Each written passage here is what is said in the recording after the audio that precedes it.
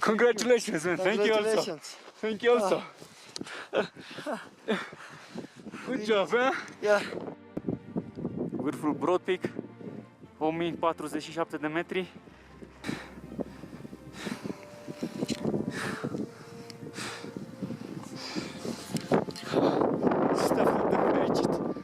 Pe Alex Găvan suntem obișnuiți să-l vedem pe munte. Pentru filmări ne-am dat întâlnire în pădurea din spatele casei sale, din nordul Bucureștiului, unul dintre locurile în care se antrenează pentru ascensiunile la peste 8000 de metri fără oxigen suplimentar. Alex este implicat în numeroase cauze sociale și de mediu, de aceea ne-a povestit de ce Bucureștiul are nevoie urgentă de o centură verde, dar și de ce aceasta poate fi the next big thing în materie de plămân verde al orașului, după Parcul Natural Văcărești.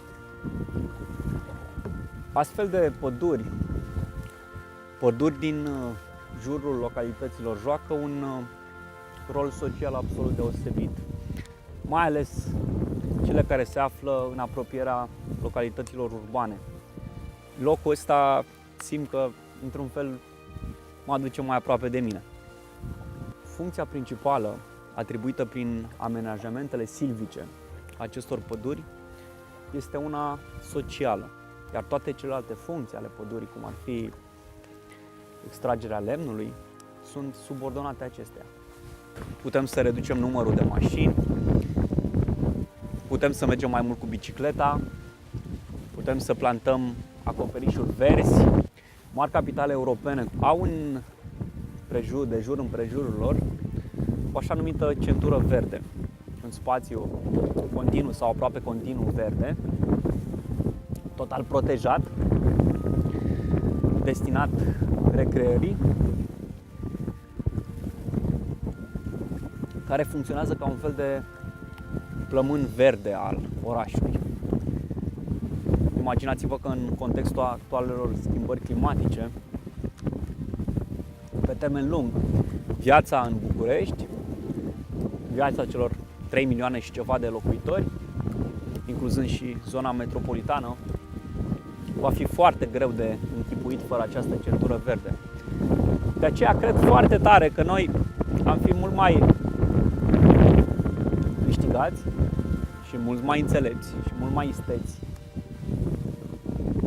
ca în loc să tăiem pădurea asta pentru foc, așa cum spuneam, ca în loc să facem exploatări forestiere în area protejată de la Comana, de exemplu, am putea, pe de o parte, să punem toate aceste păduri din jurul orașului sub protecție, după care, în faza a doua, sau de ce nu, poate și în paralel cu lucrul ăsta, să identificăm împreună cu autoritățile locale, cu Primăria Municipiului București, cu primăriile comunelor limitrofe, împreună cu Ministerul Mediului, împreună cu Ministerul Apelor și al Pădurilor, să identificăm